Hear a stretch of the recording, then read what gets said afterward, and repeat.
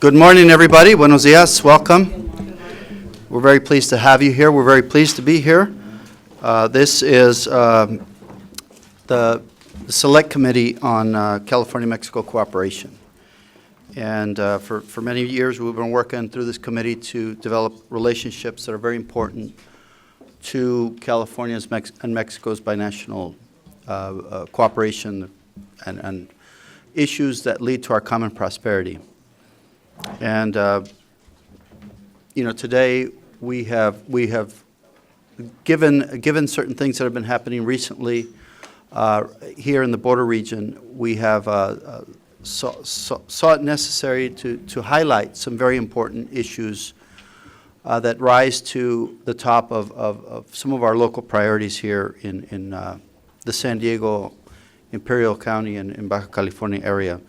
We're going to be talking today about the Tijuana River Valley, as most of you know, and the Salton Sea, two very important environments that are critically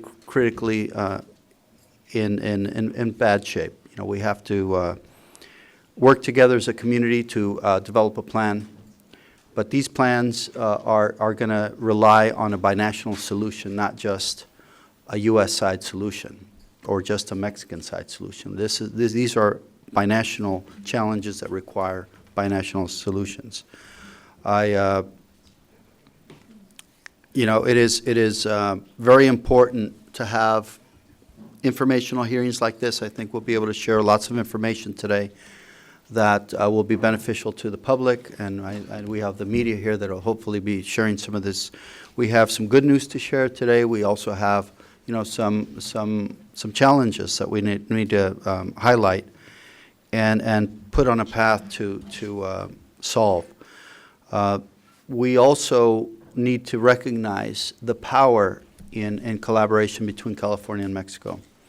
Without this collaboration, we're not going to see much change, but there is enormous power in us working together, in us combining our resources and coming up with the best plan available to us and working diligently to solve those issues. I want to thank my colleagues, Senator Tony Atkins, Senator Ben Allen, Assemblymember Todd Gloria.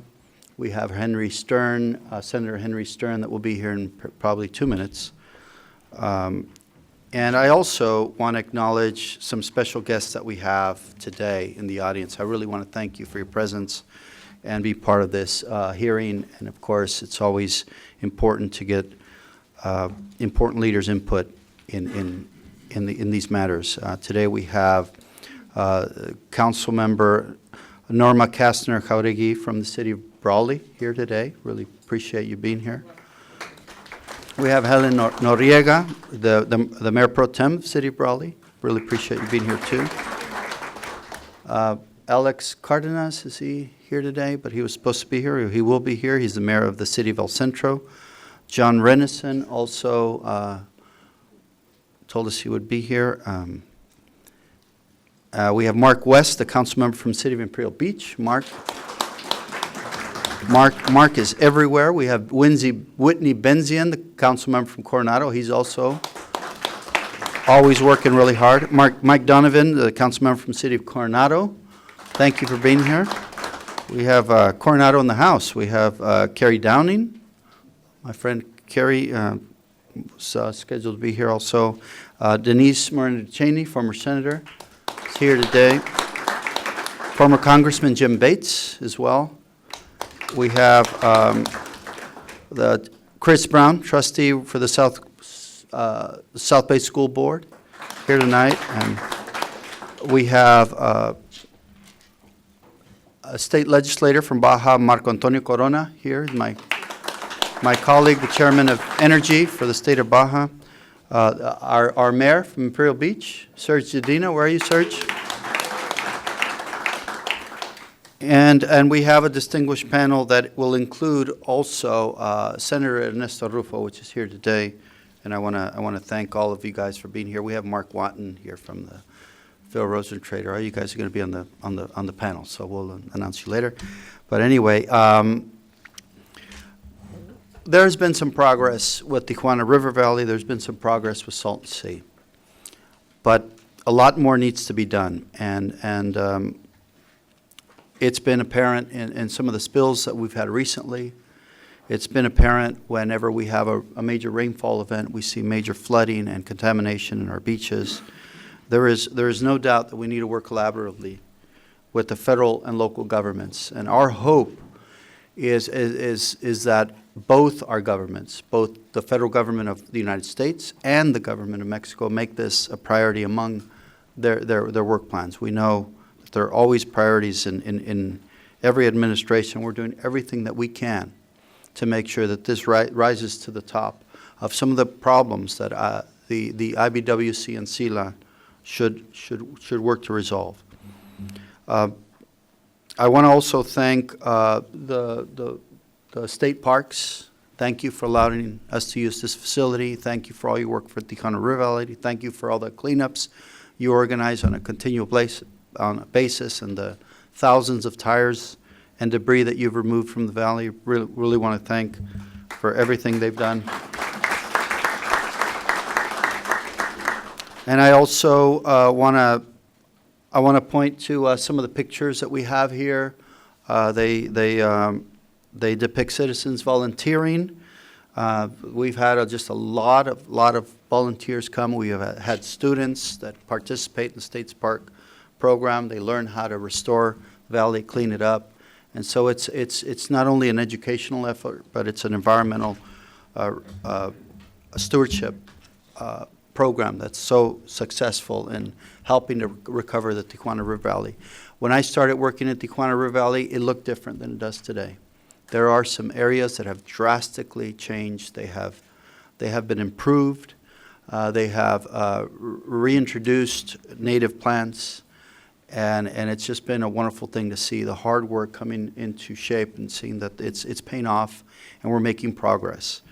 This year I began an effort by authoring, together with Assemblymember Todd Gloria, we authored SB 507, a bill that would dedicate of the 2.1 million, 500 specifically will be used for a feasibility study to build a diversion structure in the main channel of the valley, of the river. That is going to be our blueprint to stop these inflows from coming in with contamination. And it's going to be a very important process. And we want to kick that off with a hearing like this because it's going to involve members of the public, members of the scientific community. We're going to involve engineers. And it is my hope that Mexico will also be involved in this process, that they're a partner in developing a plan that will bring enormous improvements to the valley. I'm hoping that this bill will set the stage for a multi-jurisdictional solution, because it'll be a public process that will call every stakeholder to the table to solve this problem. So in the latter part of our agenda today, we will focus on the water agreements between the United States and Mexico. There has been a very recent minute that was adopted weeks ago, if anything, that is very important to the health of these water bodies here at the border, and we're going to have some representatives speak on them, speak as to how they're significant to us here in our community, and it'll be a very educational experience today. I hope that we'll be able to delve deeply into how this minute is very important to us. This is a major amendment to a 1944 water treaty, which was entered into with multi-state, multi-parties involving many states, and it's gonna have serious impacts that we hope that we can delineate today. I'm also happy to have Senator of Baja California Nestor Rufo Appel today, a very distinguished senator, a very learned man that has been working very hard for years along border issues. We're very, very honored to have him here and his experience, and he's going to share what he's working on in Baja and in Mexico to help with this cause. They will discuss also related projects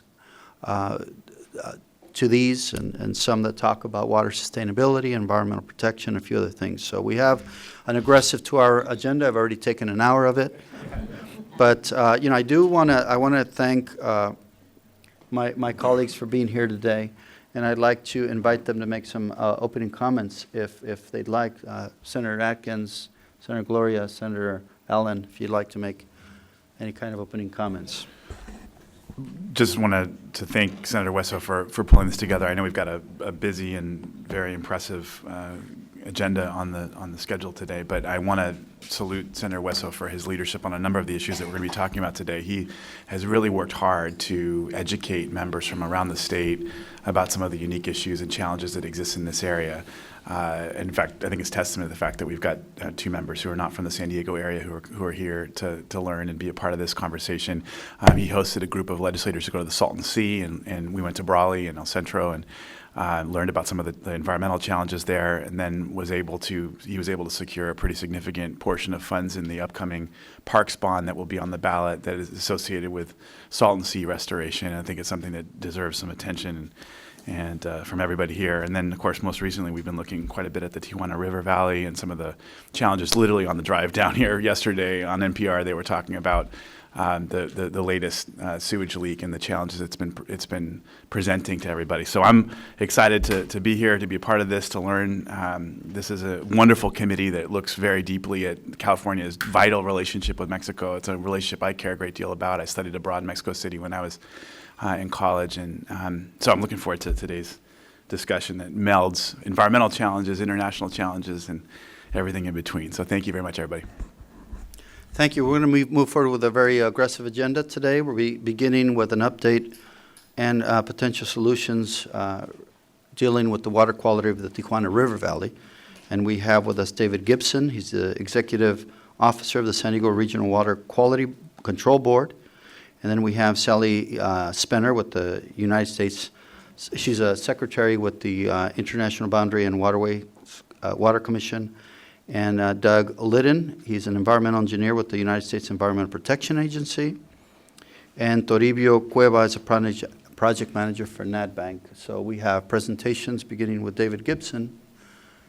And imagine it'll be down at the podium. Okay. Welcome. Thank you.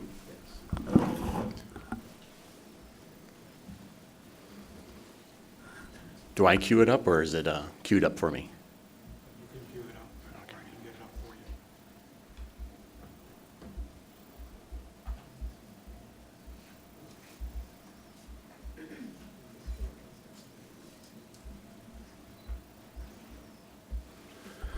Thank you very much, Mr. Chairman, members of the Select Committee, distinguished friends, guests, and colleagues, and members of the public today. I am David Gibson. I'm the Executive Officer of the San Diego Regional Water Quality Control Board, Region 9 of the California EPA. I am also the Chairman of the Tijuana River Valley Recovery Team, but today I'm addressing you as the Water Board's Executive Officer. As you all know, we share a very large and important watershed with Mexico, the Tijuana. Over 75% of it is in Mexico, and the upper elevations of this watershed in both countries represent some of the highest quality waters and habitats in our respective regions. It is in the lower watershed that we're going to be focusing our discussion today, and they're also very important. They include wetlands of international importance, as well as habitats for endangered species and recreational opportunities they afford. It is a recreational treasure, the equestrians, the mountain biking, the surfing, the ocean sports, and I'm sure that Mayor Dedina would agree with the mayor of Huntington Beach from a few years ago that when the beach is closed, Main Street is closed. And so that recreational value is important in many respects. It is also the site for Navy assets and training. You may not know, but all of the helicopters that operate in the Pacific and Indian Oceans train here at the outlying field. And it is also an important area for agriculture in our region. And border security is an ever-present issue and a concern, and you'll hear a little bit more about that in a few moments. As you also know, in the lower watershed, we also face some of our greatest challenges, and they are represented by several key drainage areas, the main part of the Tijuana River and the several coastal tributary drainages I'll mention. And we have had to deal with a great deal of environmental impact from transboundary flows going back decades. In particular, trash, sediment, and wastewater flows or renegade flows of dubious origin. They have deposited mountains of trash and debris in the river valley, and they have brought pathogens and contaminated sediments into the sensitive habitats and into the beaches and communities of our region. Imagine this on your doorstep or on your beach. And of course, the tires are an ever-present issue.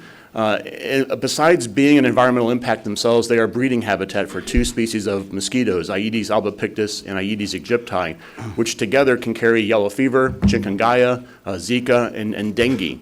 And this is their preferred habitat, not streams and ponds, but tires. Many of us are familiar with the substantial amount of sedimentation and flooding of our channels. We hope that we won't be seeing this again, but there's a lot of work yet for us to do to accomplish that. At the end of the day, though, we still have a contaminated beach extending all the way up to Coronado from these transboundary flows, particularly during the winter months, but whenever we have a very large sewer spill along the coast.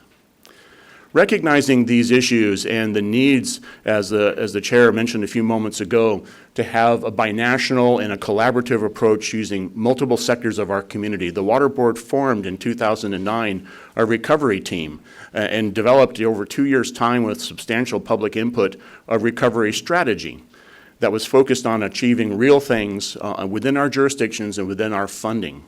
The recovery strategy has had several notable accomplishments. We have Minute 320, which has engaged Mexico on effective source control. We have several projects that are working in the valley that I'll mention in a few moments. But it hasn't accomplished everything we need. At the end of the day, we still see all of this. And so it's time now, the Water Board recognizes, to make some significant changes. Among the issues that we've had to now acknowledge that was not forefront in our minds in 2009 was the recurrence of sewer spills and industrial releases along the border. This is Goat Canyon this last February. And we are now seeing regular and repeated discharges. The photograph on the bottom was taken yesterday morning. And it is an industrial release, probably from a tannery that includes dyes. But we now also have credible reports of our Customs and Border Patrol agents who are suffering chemical burns, allergic reactions, dermatitis. Even their shoes are beginning to deteriorate when exposed to this water. This is an issue that we can no longer ignore or address in the way that we have. If we're going to change this fundamental dilemma, we're going to have to make some significant changes. Among the issues that the board is proposing and considering in the Tijuana recovery, we're looking first of all and continuing our partnership with Mexico on effective source control through our efforts under Minute 320. As you mentioned a few moments ago, Senator, we need to have a binational effort and we need to be cognizant of the sources and address them where practicable there. The Water Board has also prepared and has released an administrative draft of a tentative investigative order, R9-2017-0135, which would require the International Boundary and Water Commission to conduct water quality monitoring and sediment quality monitoring at several locations in the river valley. The Water Board has released this. We've received comments, and right now we are working with IBWC and the commenters to address this and finalize it. The board would like to issue this, or perhaps as an alternative, an agreement with IBWC to implement this monitoring in the watershed in lieu of certain ocean outfall monitoring for a period of 1 to 2 years. That monitoring and reporting of transboundary flows will occur on a regular schedule. It mirrors but goes beyond what was proposed and discussed at recent Minute 320 meetings. And it's intended to inform, among other things, the Water Board's consideration of total maximum daily loads to regulate solid waste and pathogens and bacterial indicators. The board will consider this proposal in 2018, and if they concur, the Water Board would prepare those TMDLs and have them adopted by the end of 2019, which, if you know anything about TMDLs, you know that that is an unheard of target, but it's one that we're committed to achieving, and the entire resources of our board's basin planning unit would go into completing those right away rather than over the course of 5 or 10 years.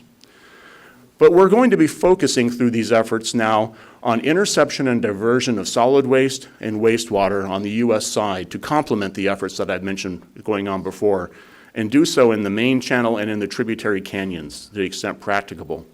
This was considered and envisioned, in fact, in the recovery strategy itself, and this map comes out of that. And in particular, you will note that Goat Canyon already includes elements of diversion and interception. There are basins there, there's a trash net there, which you'll see in a few moments, and the several canyon collectors, including Goat Canyon, divert low-flow wastewater or stormwater into the International Boundary and Water Commission's treatment plant. What we don't have, though, is anything in the main channel itself. And you'll note those dark blue areas were always envisioned as actively managed. Well, actively managed for what? The removal of solid waste, wastewater, and sediment. Now it's time to begin to actually accomplish that. Smuggler's Gulch has an interceptor, but does not have trash booms. And in Goat Canyon, we have nothing at all. Those flows come directly across the border and right onto the beach. Then, in the main channel, what would this look like? We would have, what we already have right now is sediment capture and management. Sediment accumulates in that part of the channel, and the International Boundary and Water Commission periodically removes it. That would continue. But we would now also have the ability to intercept solid waste and to intercept and divert sewage. If you're going to divert sewage, where do you divert it to? That's an important question here. One option, as follows the canyon collector system right now, is to divert it into the headworks of the International Boundary and Wastewater Treatment Facility. In small volumes spread out over several days, this can be done without upsetting the plant, but there are limitations. The South Bay Ocean outfall, however, offers an affordable and available vehicle to move larger volumes of water. IBWC has a treatment capacity of 25 MGD. They own 100 million gallons in that outfall. The City of San Diego has a similar treatment capacity at the South Bay treatment plant. They also have 100 million gallons. So, to do some math, it's about 150 million gallons of unutilized capacity there that could be used at times to divert wastewater flows from the river valley and the canyon collectors offshore. Not an ideal circumstance for the Water Board. We have allowed this type of regulation in the past for other places like Escondido Creek. It's seen as an emergency measure, not the default management measure. But it's one that we lack right now, and it's one that we ought to focus on adapting here. There are other places that could go to, Point Loma, that would require the City of San Diego's concurrence, and my informal conversations with them are they're not very excited about that prospect. And CESP itself. But when you have an overloaded system and a system that's aging, I think that we have to view this as being one of the 20-year horizon planning options. In the tributary channels, again, we would have, and you can see an example of what this can look like. This is Goat Canyon Basins, and you have a trash boom there. This is one of the larger storm events we had last February at about the same time with the sewer spill, and yet it's capturing a large percentage of the floatable trash and tires. This does require active and regular maintenance. We would again divert this to the IBWC treatment facility, wastewater flows, or the South Bay Ocean outfall. So what does that actually mean on the ground? Well, here we have those main channels and those tributaries again. If we're able to do something at approximately this location in the river valley near the IBWC facility upstream of Dairy Mart Road, we could be capturing at least a portion of the wastes from this area, which currently go unimpeded into the lower river valley, the estuary, and onto Imperial and Coronado beaches. If we can also enhance or improve the canyon collectors, we can add this area to that treatment system as well. This would provide a substantially greater protection for the Tijuana River Valley, the estuary, and the communities of San Ysidro, Imperial Beach, and Coronado. We're not starting from scratch. We have a number of things in place. We have the recovery strategy itself, which in its management model of the Recovery Strategy Steering Committee offers a vehicle to lead these projects and coordinate them. We have the Nelson Sloan Quarry Management and Operations Plan, which gives us a place to put the sediment that we harvest from the valley at several locations, as well as the centralized locations for processing the solid waste out of that sediment. We also have a US EPA and IBWC diagnostic study which looks at increased source control measures and diversion measures in Mexico. It also considers what we're going to call the Tijuana River Border Pollution Control Project. I think it's their alternative number 4 to look at the US side diversion system. The City of San Diego and the Army Corps of Engineers have been studying hydrology and hydraulics that will be important to informing this design. And we are very, very, very fortunate to have Senate Bill 507, which provides at last the funding vehicle to do some of the technical work that builds on the aforementioned studies and plans that gets us to at least a feasibility study and, if possible, a design build for a preferred option. It will also include an update of the recovery strategy focused on the Tijuana River Border Pollution Control Project. And we would like to get to the design build stage at least. We do, however, have a number of critical needs to bring this all the way home. We'll need funding, of course. Designing something, planning something is one thing, but actually getting to the point of getting to designs and drawings, CEQA, NEPA, and permitting tasks, as well as the capital costs for construction. This estimate comes from Commissioner Dresina himself.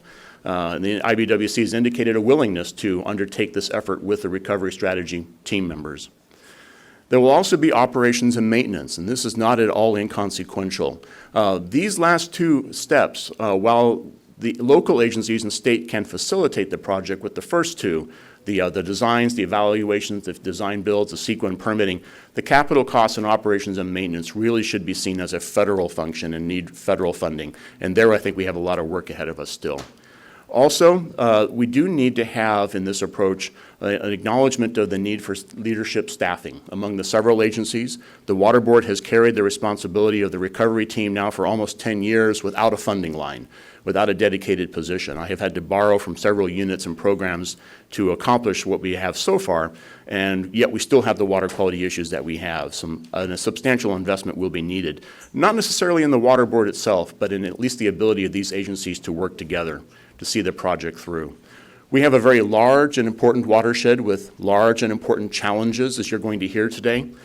But the question I want to leave you with is, can we make Imperial Beach in these communities as safe and clean as La Jolla Shores?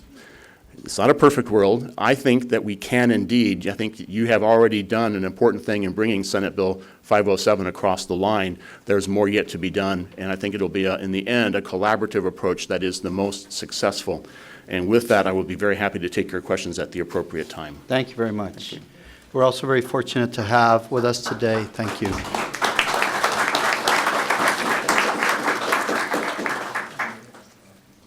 We're very fortunate to have with us Sally Spinner. She's IBWC Secretary, and thank you for being here, and also has a very important presentation. Thank you, Chair Waso, members of the committee. I'm pleased to have the opportunity to brief you today on behalf of United States Commissioner Edward Dresina. His busy schedule, unfortunately, didn't permit him to be here today. My name, as you indicated, is Sally Spinner, and I'm the U.S. Secretary of the Commission based at our headquarters office in El Paso, Texas. And I'd also like to acknowledge Steve Smullen. He is our Area Operations Manager here in San Diego at the South Bay International Wastewater Treatment Plant, and I know many of you have worked with Steve, who's provided key leadership for the work that we're doing in the Tijuana River Valley. The International Boundary and Water Commission, United States and Mexico, has undertaken various actions in recent years and months to address concerns affecting the Tijuana River Valley at San Diego, California, Tijuana, Baja California. As Mr. Gibson mentioned, in 2015, the Commission signed Minute Number 320 to the 1944 Water Treaty, called General Framework for Binational Cooperation on Transboundary Issues in the Tijuana River Basin. The agreement establishes a binational core group and binational work groups with stakeholder involvement to focus on priority issues of sediment, solid waste, and water quality. This work builds on the efforts of the Tijuana River Valley Recovery Team, spearheaded by the Regional Board, recognizing that the problems and solutions are on both sides of the border and establishing a formal means to work binationally on these solutions. Local, state, and federal agencies each need to play a part in funding solutions to the problems and identifying funding to implement them.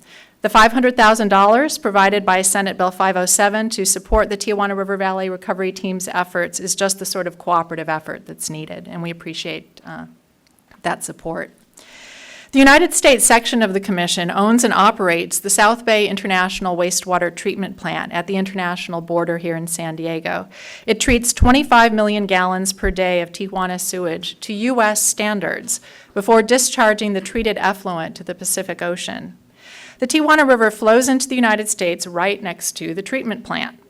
During dry conditions, wastewater from Tijuana sewers and other waters crossing into the United States from canyons to the west of the plant are generally captured and treated at the plant, while flow in the river itself is diverted into the Mexican system, where some of it's treated and some discharged into the Pacific Ocean south of the border. During wet weather, the flow in the river is simply too great to be diverted or treated. During those times, sewage-contaminated water in the Tijuana River flows into the United States. There are also occasions when the river flow should have been diverted, but was not, due to operational difficulties with the existing pumping plant in Mexico. Your agenda, Chair Hueso, mentions updates and solutions, and the Commission has been working diligently to identify and implement solutions to these and other challenges by undertaking some specific actions. I think you're going to hear a lot of overlap in what the different presenters are saying. Mr. Gibson went through a list of solutions, and you're going to see a lot of those on my list as well. We developed a revised and more detailed binational spill notification protocol. The protocol is intended to provide for quick communication between the United States and Mexico and prompt notification to U.S. stakeholders. We prepared a scope of work to develop a diagnostic for the existing binational diversion and pumping system that conveys wastewater in the Tijuana River for treatment, and to develop new alternatives for additional infrastructure in the United States and/or Mexico. The scope of work responds to stakeholder requests to consider new infrastructure on the U.S. side of the border to reduce the impact of transboundary wastewater flows. And the Border Environment Cooperation Commission speaker will address this in more detail shortly. Arising from recommendations of the Minute 320 Work Group, the U.S. IBWC is developing a project for construction of a sediment basin east of Dairy Mart Bridge. We're using the results of the Corps of Engineers study funded by the City of San Diego to conduct a feasibility study and develop conceptual plans. We expect to complete the feasibility study, environmental impact statement, and design by early 2020, with construction of the sediment basin to occur thereafter, subject to the availability of appropriations and any permitting requirements. We've developed an updated plan for regular water quality monitoring in the Tijuana River Basin, and we're working with U.S. Customs and Border Protection to develop a special monitoring program to focus on the concerns that Mr. Gibson pointed out to you a moment ago of transboundary flow in the canyons.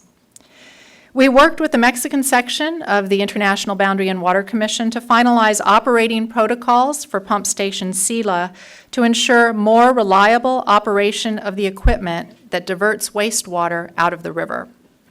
We've installed a new flow meter to provide real-time information about the status of the pump and river flow, while the Mexican section of the Commission has installed 3 flow meters. With this new equipment, there will be real-time alerts of any flows not captured at the pump station and when debris may be impeding pump operations. We enacted a plan to conduct binational inspections every other month at key sites that are known to contribute to transboundary wastewater flows, followed by binational meetings. And we've arranged to conduct more frequent inspections or inspections at additional sites as needed. We completed a scope of work for a trash boom study. The study will consider the possible construction of a structure to capture trash for disposal to reduce solid waste in the Tijuana River Valley. We're nearing completion of a $17 million project at the treatment plant to improve secondary treatment under peak flow conditions. This is in addition to the $335 million in capital expenditures by the United States government since 1991 to construct the South Bay International Wastewater Treatment Plant and associated infrastructure. We've coordinated with Mexican authorities regarding some $12 million from the state of Baja California for emergency repairs to the Tijuana sanitation system and purchase of needed equipment. Using the emergency funds, work is well underway by the Tijuana utility, CESP, to repair damaged collectors and acquire equipment such as pumping trucks, compaction equipment, cameras to inspect the sewage collection network, etc. We're posting on our website regular reports on the status of recommendations made in the Commission's Spill Investigation Report and on Minute 320 achievements. This keeps us all informed in what is being done, including progress in Mexico on the activities there intended to reduce transboundary sewage flows. We continue to hold meetings of the Minute 320 work groups and core group to ensure proper coordination with interested stakeholders in both countries who want to help solve the environmental problems in the Tijuana River Basin. We're developing a memorandum of agreement with the California Regional Water Quality Control Board that will enable us to perform additional water and soil testing to determine the type of contamination we're experiencing with hopes we can identify the sources. We also conduct quarterly public meetings of our U.S. IBWC Citizens Forum, most of them are held in this very room, to provide regular updates to the general public. So that's a brief summary of the current status of our activities toward implementing solutions. Commissioner Drusina is personally involved in this. He regularly interacts with his counterpart, Commissioner Salmon from the Mexican section of the Commission, as well as with the Department of State, to encourage diplomatic support for our efforts to solve the challenges that we're facing right now in the San Diego-Tijuana border region. We recognize the seriousness of the transboundary pollution in this community, and we're working with the community by undertaking concrete actions to address the problem. I understand there's a question and answer period upon the conclusion of all the speakers, but I'd be happy to respond to your questions at the appropriate time.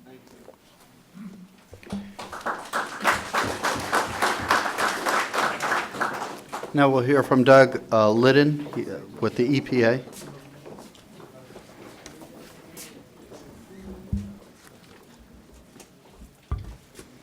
Great, thank you very much, members of the Select Committee. On behalf of our Acting Regional Administrator, Alexis Strauss, I would like to thank you for the opportunity to be able to present here today. Let me find my...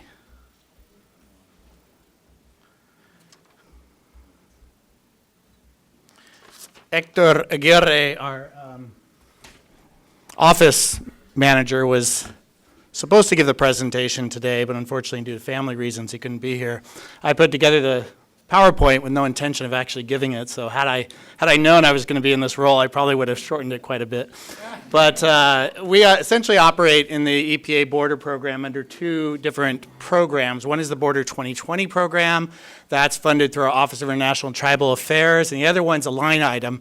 And if you hear about, that's our big chunk of money that allows us to invest in infrastructure on both sides of the border. That was created as a side agreement of NAFTA. If you hear about the B for the Border Environment Infrastructure Fund, that's under this program. Or if you hear about some of the work the NAD Bank does with grants, that comes from the EPA funding.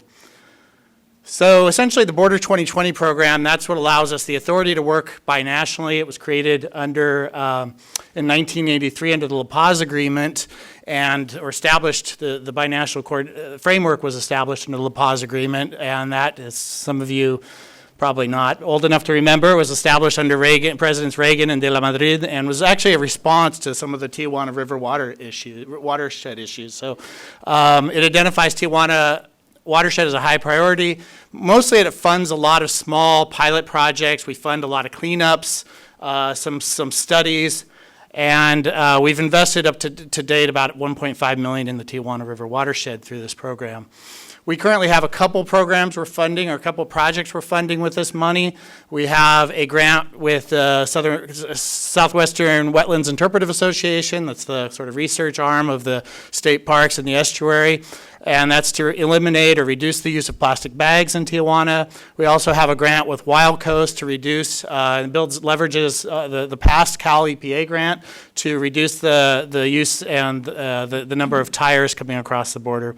And then we have currently open, or actually the period just closed for it, but we have a grant from the Commission for Environmental Cooperation that really is targeting marine debris, and they actually selected Tijuana watershed to be one of the two watersheds. The other one's the Canada, the Salish Sea, and we have an open grant for about $150,000 that we've yet to select a NGO to help us implement that. We are currently just completing a very sophisticated sediment model and Los Laureles Canyon, and this has been really effective at being able to get a good indication of how much sediment's coming across the border and what types of things can help prevent that large load of sediment on an annual basis. One thing we've determined, for example, is that paving all the roads in this area. Roads are a huge source of sediment, unpaved roads, because every time it rains, this is what happens. We can reduce sediment loads by about 40% if we could just pave the roads. We also discovered, which was really interesting, that broken water mains in this area are probably the largest source of sediment, because when a water main breaks, it just creates these massive gullies. And then the second pot of funding, as I mentioned, is the line item from Congress. It used to be about $100 million a year, and now it oscillates between 5 and 10. The President's budget has it zeroed out for 2018. We'll see what happens. But we've invested about $240 million in the international treatment plant. Through the Border Environment Infrastructure Fund, we've invested about $50 million in projects specifically in Tijuana and Tecate and along the coast. And those have provided about 33,000 connections and 125 miles of sewer collectors. So this is really important because this program, it incentivizes Mexico investment. For us to invest in Mexico, we have to have at least a 50% match from the Mexican government, and we also have to show a U.S. side benefit. So I know we all agree that there's some serious issues with wastewater in Tijuana, but if you compare Tijuana, they have about 90% wastewater collection and treatment. That compares to about 50% in Mexico as a national average. So you really see the benefit of the U.S. investment in Mexico's borders wastewater. We currently have 2 ongoing projects. One's slated to be completed this month, and this actually will repair about 10 kilometers of collectors. Some of these collectors are even larger than the collector that collapsed in January-February period. So really, it's hard to measure the ounce of prevention, so to speak, but this is the prevention, and these projects are really important because they prevent the types of catastrophes we saw over the winter. We have another project that it's supposed to be certified this month by the BECNAD Bank Board, and that will use about $1 million of EPA funding, and that will be matched by $2 million in Mexico funding. So again, you'll see the leveraging. As both Sally and Dave mentioned, EPA's funding, it's going to be about $250,000 for a diagnostic study, which I think will help get at one of the questions we were asking about what can we do both in Mexico to improve operations, to help curb some of these, especially these post-wet weather flows. And that's the big problem. We all know that when it rains heavily, we're never going to be able to capture those flows. That the only solution to that big problem is fixing the wastewater collection and treatment system in Mexico. But when it's not flowing, when it's not raining, we have these these continuous flows that reach the border and are diverted at this place. And so the question is, can we improve operations in Mexico? Can we build new facilities in Mexico? Can we build facilities in the United States? And what would be the cost benefit of doing that? How many beach closures, for example, would result if we were to invest in building a system in the United States? Finally, and we all heard about this spill the other day, and there does seem to be, for a long time, we have been hearing from surfers at Imperial Beach about these smells coming across the border. And Ben McHugh years ago raised this question: what is the source of these smells, and how can we figure that out? Occasionally, when we do smell, when there are the smells, they've taken water quality samples, but really haven't been shown anything indicative that there's bacteria contamination. So the question is it coming from Mexico? Is it coming from the estuary? Is it, is it just dying seaweed? This was I just looked this up. This was a satellite image taken on the 26th of October, and it does show this plume moving quite quickly, and we had the perfect scenario of a strong south swell with onshore winds, so we had a really good environment for these flows to move northward. And so the question is, though, how do we know that we are actually getting influence of Mexico's wastewater in the U.S.? We have done previously Southern California Coastal Water Research Project. Who didn't turn their phone off? Has done a lot of work on this. This is from about 2002, but this looks at just these offshore currents. So we wanted to see, maybe take it to the next step and be able to look at genetic markers and just the right scenario, go out and take some samples and be able to determine whether we see any genetic markers, and also take it a step further and be able to link those genetic markers to different sources of bacteria, both on the U.S. and Mexican side. So this is a project we have with the Southern California Coastal Water Research Project. And then we're also funding Scripps. Scripps came along and they started doing these dye studies, and they said, wow, this nearshore environment behaves very, very differently from the offshore environment. So you can actually have in the period of a couple, they actually released this dye in Imperial Beach, and in 10 hours they saw it in Coronado. So the question is, can we take that to the next step and develop a model to be able to track these plumes from both the Tijuana River mouth and from Mexico? So we're funding this as well. And then, so just moving forward, we're going to continue to collaborate via our Border 2020 program. That allows us, we've been supporting the recovery team and having these joint binational meetings, public meetings, open to everybody. We're going to continue to interact. As Sally mentioned, we're all working together on this, so we're going to continue to work with the IBWC Minute 320 working groups and to study this through the CEC Marine Debris Project, or to collaborate. We're going to continue our study projects with the diagnostic, with the sediment model, and with the coastal pollution model.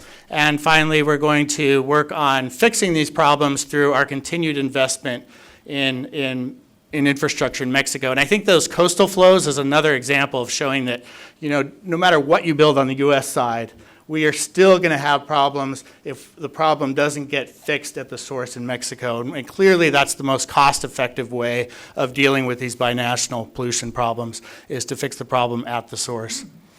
That's all I have. Thank you. Did you want to ask a question? Okay. Now we have Toribio Cueva, the project manager of NatBank. Thank you. Bienvenidos.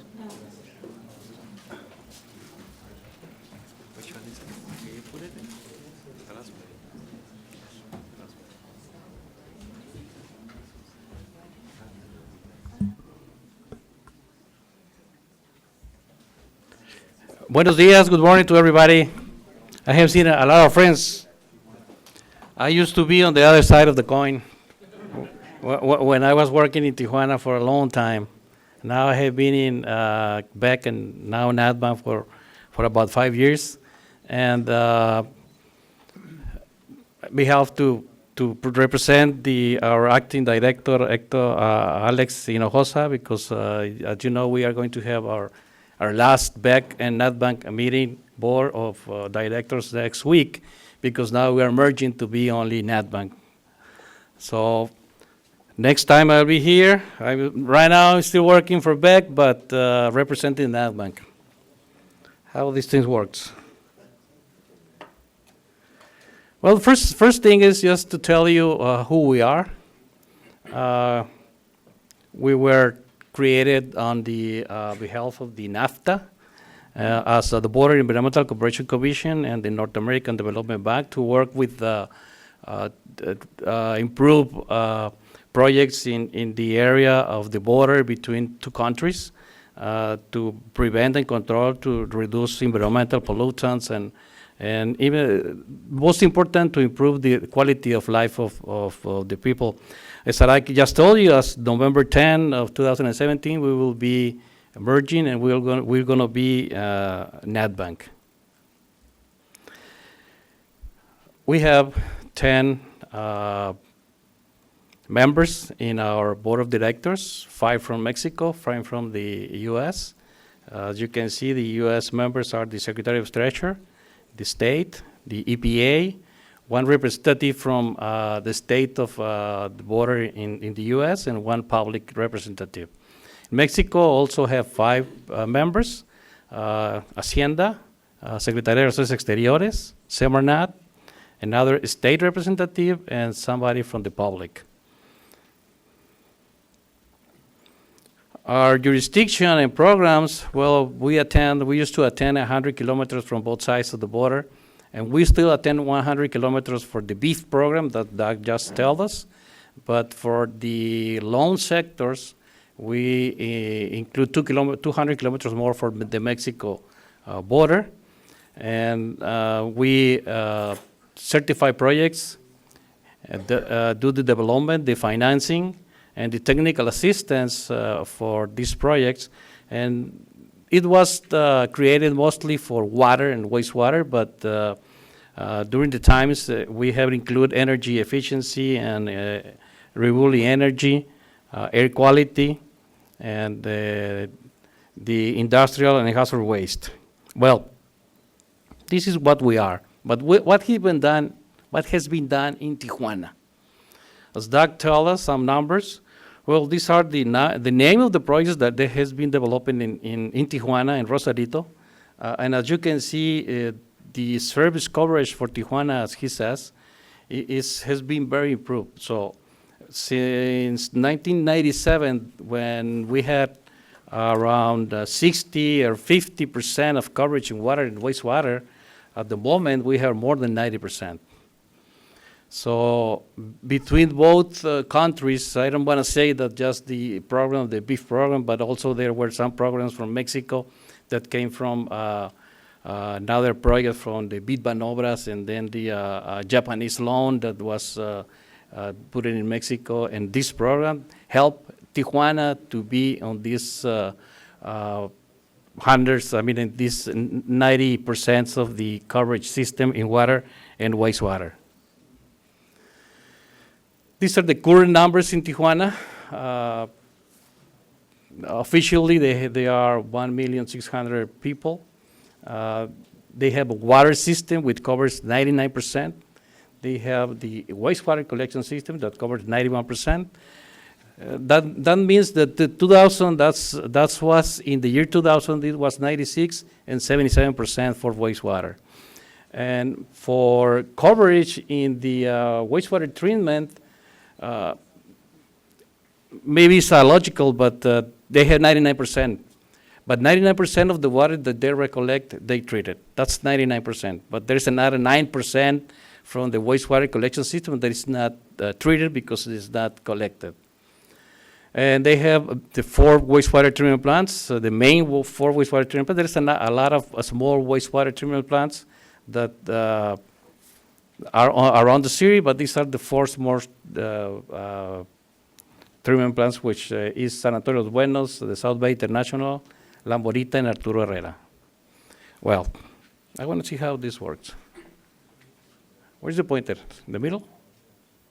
Yes. Well, this is the collectors in Tijuana. You know, if the problem is not coverage, the problem is that aging of the collection system. This is Poniente collectors, which run from the Rodriguez Dam all the way to the border and connect to the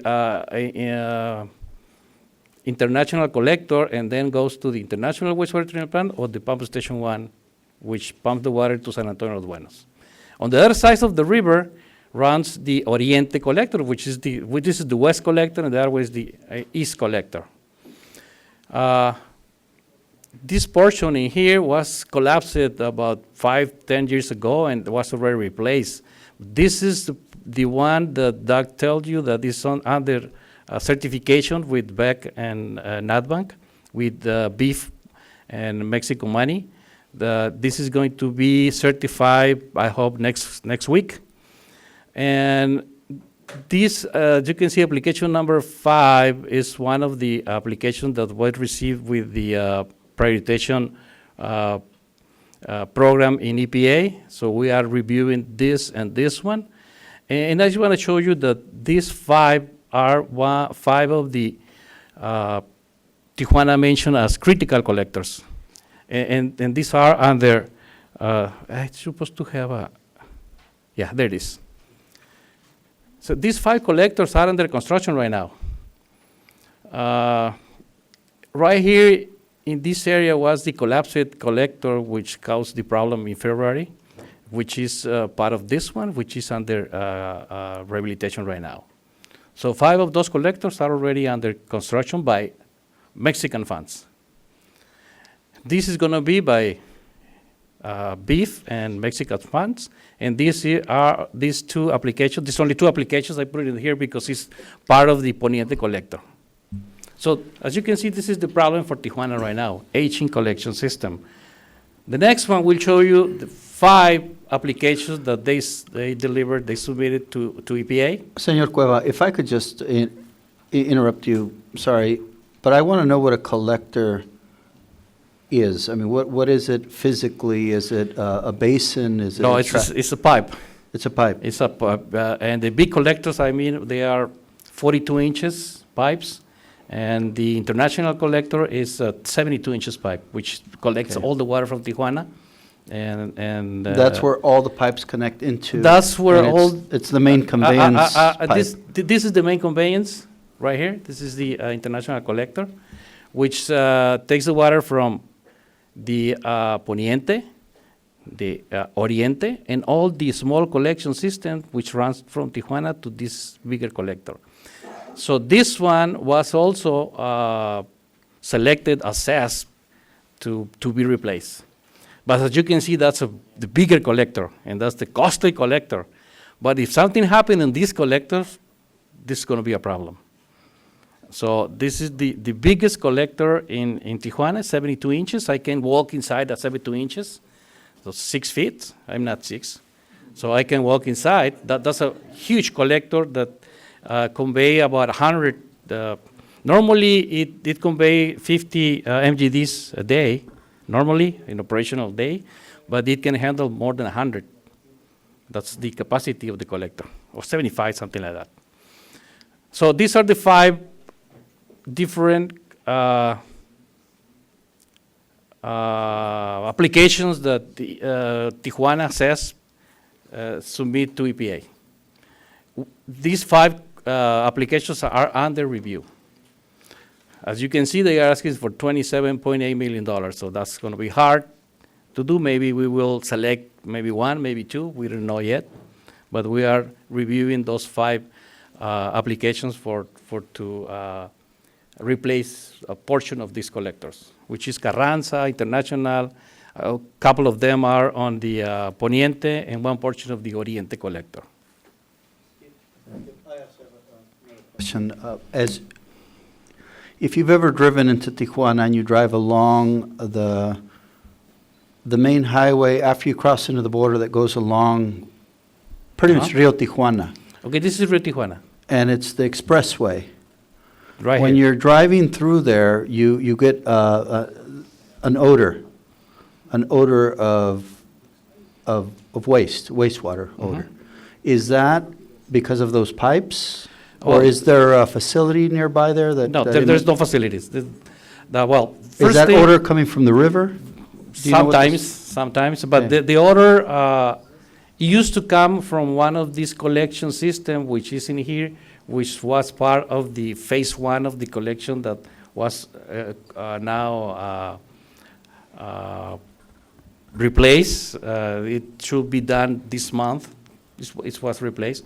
This one that was causing a lot of problems of odor in here, in the Tijuana river area.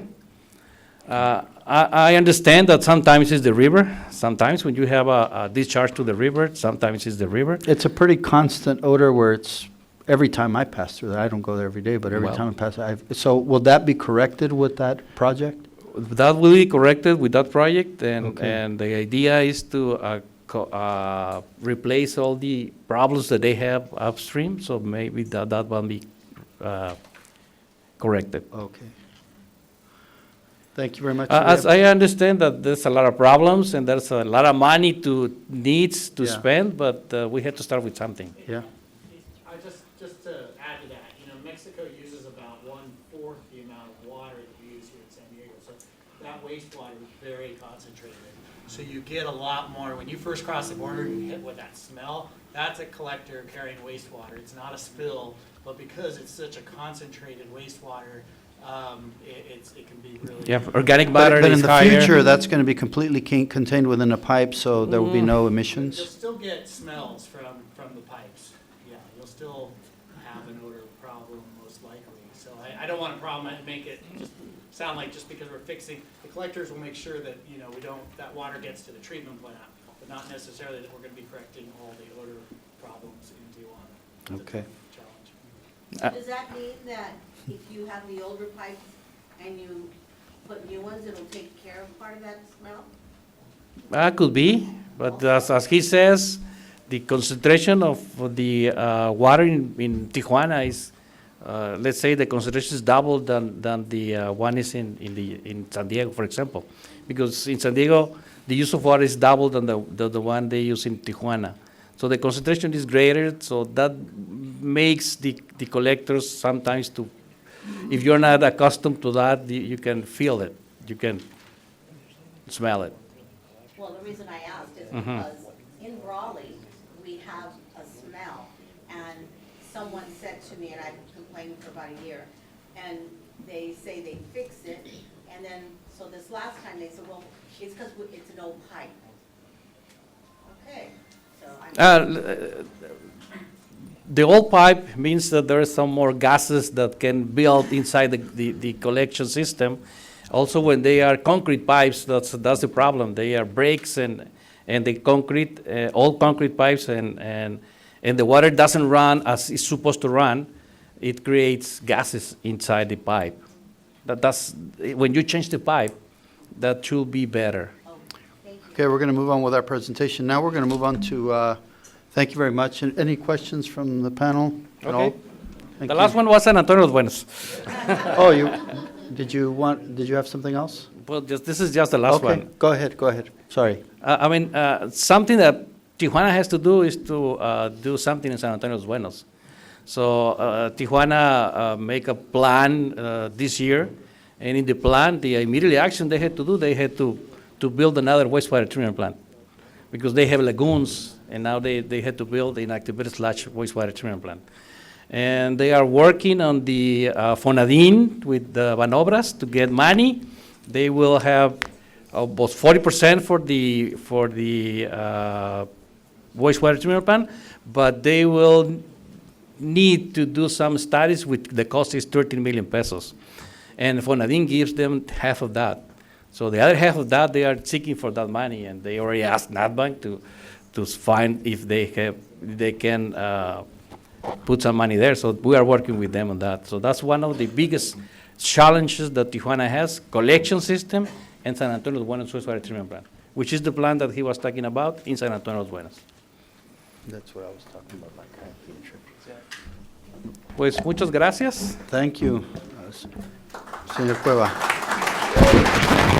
I hear the only one who has questions, see?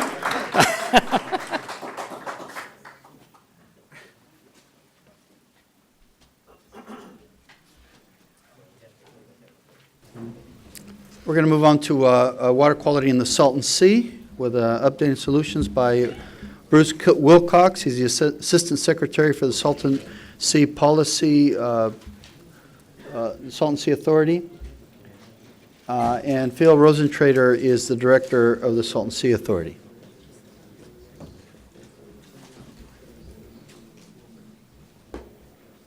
I'm sorry, Bruce Wilcox is with the Natural Resources Department.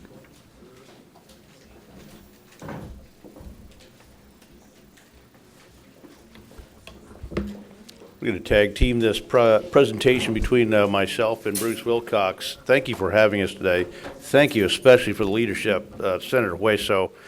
We have some good news today, and largely that good news comes because of the leadership that this senator and his colleagues have shown at Salton Sea over the years, especially this year. We're seeing that kind of progress and that kind of dedication and support paying off.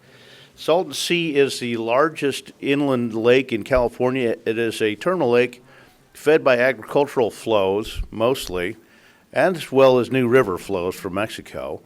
The water is coming originally from the Colorado River Basin. Again, Colorado River and U.S. and Mexico have a lot of common issues there, a lot of areas we need to cooperate. But this particular flow comes in used for agriculture, and then after that agricultural use and the irrigated ag takes place, it flows into the Salton Sea, where it roughly maintains the elevation of the sea. It also brings a lot of salt from the Colorado River Basin. That salt stays there, and the water evaporates. So over time, this sea has become increasingly more salty. It's about twice the salinity of the ocean right now. It does maintain millions of fish, tilapia, which sustains the Pacific flyway. It's a food source for about 2/3 of the known species of migratory waterfowl in North America. Out of the 600 species known, there are about 420 that have been identified at the Salton Sea. What does this matter to Mexico? Well, this is a Pacific flyway. It doesn't stop at the border. These birds come up from Central and South America. They go all the way up into Canada, but their resting place for much of the Nesting season is in this vital ecosystem, which at the end of this year, maybe we expect to shrink because of the largest agriculture to urban water transfer in United States history. The result will be a shrinking shoreline. It won't disappear altogether, but we'll have exposure.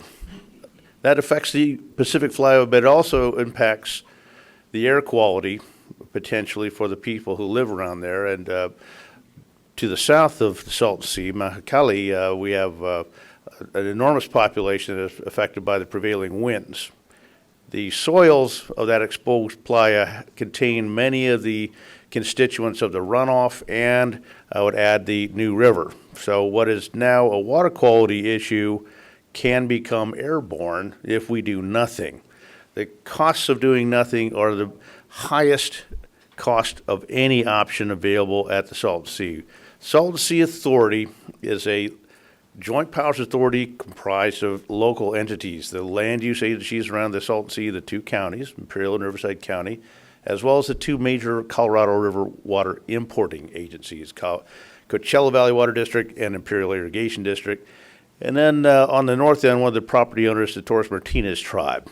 This comprises the governmental governance agencies of the Joint Powers Authority, who are tasked with creating a consensus plan and coordinating that plan for recovery with the state of California. One of the challenges in making progress at the Salton Sea in addressing what do we do with this remaining water inflow from the ag so that we can cover those exposed ply areas, preserve the Pacific Flyway, and do this in a way we can also enhance the recreational value as well as perhaps renewable energy development. This wrestling match over the priorities and the issues involved in the investments has stalled for years. And it stalled because we did not have the kind of cooperation that Senator Hueso is talking about today at the international level. It's great to think globally, but one must remember we have to act locally many times in order to get to that higher level. For years, the partners around the table at the Joint Powers Authority, known as the Salton Sea Authority, could not have a conversation about the time of day without their attorneys present. And until that impasse was solved, until the folks at the Salton Sea Authority and the agencies recognize we have a problem larger than any one of us can solve by ourselves, and it will require cooperation among all parties in order to have a prayer of solving and making progress. Until that realization took place, those other outside issues continue to create an impasse. I'm happy to say those issues were set aside. The parties agreed we're going to work together to assert local leadership, stop pointing our fingers entirely at the state and maintaining this is their problem and they created it. No, the locals decided we're going to work together, create consensus. That's what the Salton Sea Authority was created to do. That's what we are doing now. And we will work in cooperation with the state. And when that happens, we now have a state and local cooperative that can go to the federal government. The feds have reason to have confidence in what is happening at the Salton Sea and begin to invest. And then that means we can all go together with our partners across the border and work together more productively with confidence to move forward. So status, very, very quickly, I went over some of this before. We have reduced inflow, rising salinity. It will result in air quality, water quality issues that need to be addressed. I think the takeaway here is we have had tremendous progress in the last several years. It all starts with cooperation. That's why it's so important we have a meeting like this, because without that shared purpose and that shared mission, we have people working at odds, sometimes in contradictory, sometimes actual competition in a bad way. When I first came into this position, I was told by folks like Senator Hueso and people back in D.C., hey, I'm getting mixed signals from the locals. I don't know which plans to back. Some of them are coming with different priorities and sometimes contradictory. So until that kind of unity can come forward, it's very difficult for someone higher up to make decisions to support. We're happy to say that has happened as a result of many advances, one of which would be the clarification of governance. Who's actually in charge and who has responsibility to Salton Sea? Some of that is defined in law. Some of it is defined in contract with the water transfers. And additionally, some of it is further defined in a bill that was passed, AB 71, it's an assembly bill by Manuel Perez, that said directed this California Natural Resources Agency to work in cooperation and consultation with the Salton Sea Authority on matters pertaining to Salton Sea restoration. That codified a relationship and made it possible for the rest of us to work more closely together. We have moved from there to address the planning issues at the Salton Sea. We now have a new plan that we have consensus at long last. For the first time, all the local agencies I mentioned as part of the Salton Sea Authority are working together and have endorsed this plan and a set of additional enhancements known as a draft stipulated order that puts a little bit more definition on the state responsibility performance measurements. And this plan is now what we are looking toward as the vehicle to deliver shovel-ready projects that are designed, permitted, ready to go. We just need funding to get rolling on it. And we're at a different point now because never before have we had a plan with consensus that is also supported by the state, that has design projects, permitted projects, and now real funding, the most funding we've ever had, $80.5 million already allocated, with potentially $200 million more coming in the water bond pending in June. So I don't want to steal the thunder for this success story, which is largely driven at the state. I'd say we wouldn't be here without the next gentleman who's going to brief you on the components of the 10-year plan, the Salton Sea Management Plan. Bruce Wilcox, Assistant Secretary for California Natural Resources Agency. Mr. Wilcox.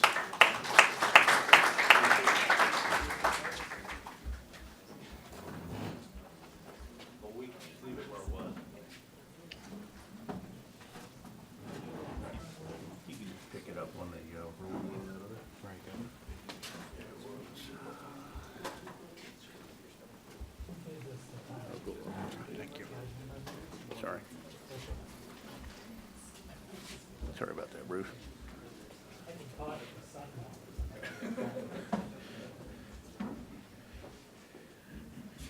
Okay, here we go. Sorry about that. So thanks for inviting us to this. You heard from Phil the kind of cooperation and the things we need, and I would suggest there are a lot of people as responsible or more responsible for where we are right now, including the state legislature, who has really stood up and did what they needed to do to help us. Also, the water agencies, who in the past, some of you may have noticed, don't always get along that well. In this case, have stepped up together to support the stipulated water board order, which, quite frankly, gives us some goals that we have to meet and gives the rest of the folks goals that they can watch us meet so they know we're moving forward. In the interest of some of the time here,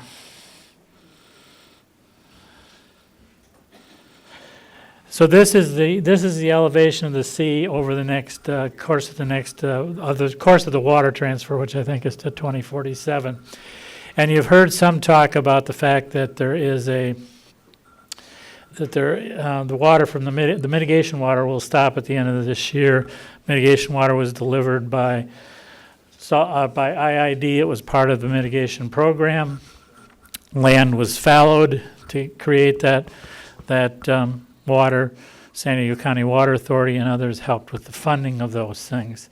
Look at the blue and the gold in particular. The pink and the white around the very outside are where we are right now. The blue and the gold are where we're going to be in a few years when the water stops. So you can see that the rate almost triples for the first few years after the water stopped. So we're at a place now where we really need to move forward with some level of design and completion of projects. So one of the projects that we have in place right now is the species conservation habitat, which is on the Far River. Oops. Down in the corner down there on the southwestern corner. And that project is ready to go except for easement issues. We're figuring out the final easement issues as we move forward. This gives you a good example of how things are that you never think are going to cause a problem, but end up causing a problem. And in this case, it's leases for geothermal. Phil mentioned that the geothermal is important around the Salton Sea. It's one of the biggest areas for geothermal in California, probably in the United States. And so we wanted to preserve the ability to get to that geothermal to the extent we can. And the geothermal companies have come in and leased the underground mineral rights to those areas, just like they should, to preserve them. But now we've got another layer, sometimes 3 layers of negotiation we've got to go through to get the land use that I didn't anticipate at all. But we're almost there. We're going to meet a couple more times with IID, who's been a good partner on this, and that should be ready to actually bid and construct in the early part of next year. The New River West will be the first portion of the projects of the outline of the Salton Sea Management Program. We chose that area because it's permitted and it's ready to go, and we're in the middle of developing a design-build concepts for that now. I guess we don't have. Sorry, I'm the other gentleman who said he put the presentation together for somebody else. I didn't put this one together.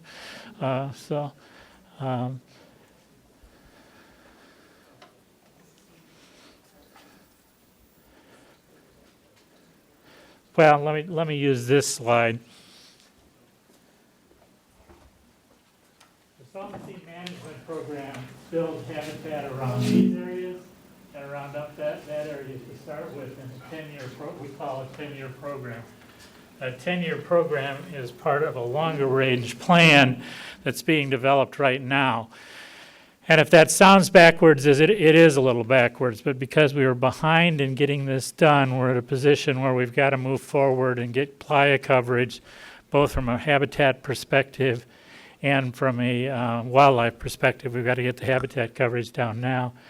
So those areas will be created first, and they'll be created so that no matter what, we can take the longer range plan and fit whatever we decide to do in the longer range plan into it. As an example, we have a request for information on water transfer from Mexico and other places as part of the long range plan. We'll look at that over the course of the next, the next couple of years while we start building these plans and programs around the sea. The other thing that comes into play on this is the air quality. And Phil mentioned the air quality a little bit, but we're working closely with IID, who has a air quality responsibility under the transfer project, which is funded through another joint powers authority for emissions. But once that money is gone from the JPA, it's the state's responsibility to cover those costs. That was part of the negotiated contractual agreement when the transfer was passed. So we have a situation where we've got to do both things. We've got to put water on these areas and develop habitat, and we've got to do dust control. Now, happily enough, we find out if you keep them wet, they don't blow much dust. So that's been our research program to this point on air quality. No, it hasn't. There's been a lot of work on air quality that has been done over the course of the last couple of years, primarily by IID, but in concert with us, to look at the various measures that we might be able to use and the habitat that we might be able to use. The biggest single thing that we've had, though, is issues with being able to get to a point where we have a funding source where we can roll this out annually. Each year we can do some more. Each year we can meet those annual goals that are in the stipulated water board. SB 5 gives us that chance. If SB 5 passes in the June ballot, we'll have $200 million minus $10 million for the new river, which is very well needed and will help water quality at the Salton Sea. So another example of how between the two borders we've got that cooperation. And then finally, and this is something we've just started looking at, I think, in the last 6 months or 8 months, and that's the habitat issues between the two. We have some unique situations with salt lakes. An estuary is really a salt lake grading to a freshwater lake. The Salton Sea is already a salt lake. And then we've got other lakes in Nevada and Great Salt Lake in Utah that are all hooked together from a habitat perspective. So one of the things we're trying to do is work with the Mexico folks to talk about how we might best be able to design habitat that they need, and they can design habitat that we need, so we don't end up with two large bodies that have the same kind of habitat issues and needs. And I'm happy to address questions whenever they come up too. Thank you. Thank you, Secretary. And Secretary Wilcox mentioned that a park bond will be on the ballot in June. That's where we need everybody's help, because we were successful, thanks to the support of my colleagues here at the table, at securing $200 million in the water bond for specifically the Salton Sea. There's very few projects that get specific allotments of state funds, but we were able to add some money in the water bond that was approved by the voters.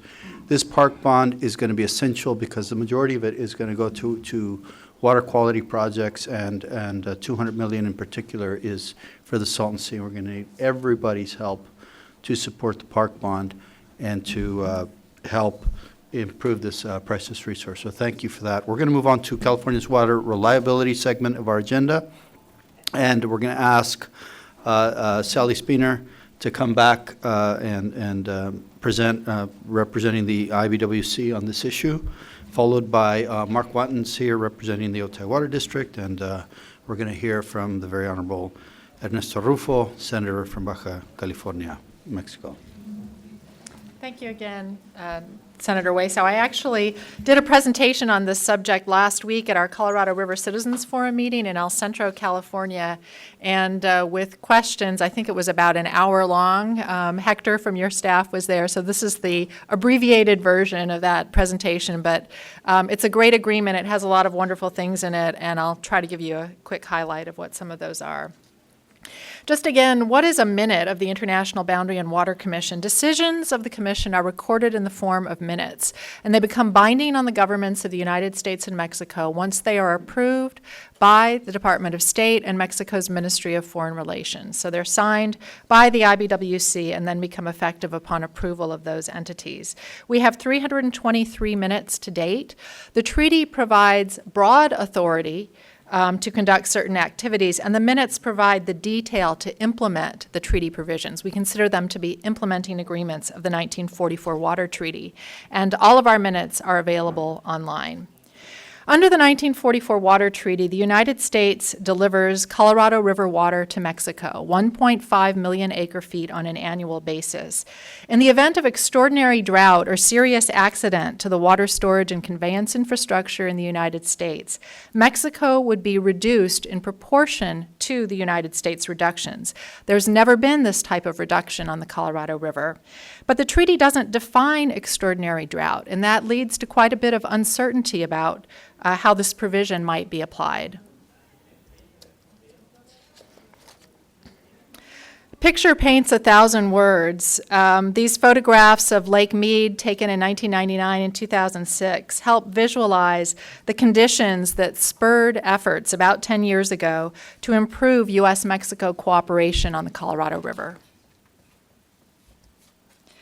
A 2007 joint statement of Interior Secretary Kempthorne and Mexican Ambassador Sarucan gave some momentum for a formal kickoff for a U.S.-Mexico joint cooperative process. The following year, we established 4 work groups with broad stakeholder involvement, including water users and environmental organizations, to start addressing some of the challenges that we were facing. In 2010, we formalized this framework for U.S.-Mexico cooperation through Minute 317. In addition to the work groups, the Minute established a consultative council to ensure state representation on policy and legal issues. And this was somewhat unprecedented for IBWC to have active state involvement in what is typically a federal-to-federal negotiation. But since it involved state water rights, we felt that that was an important thing to do.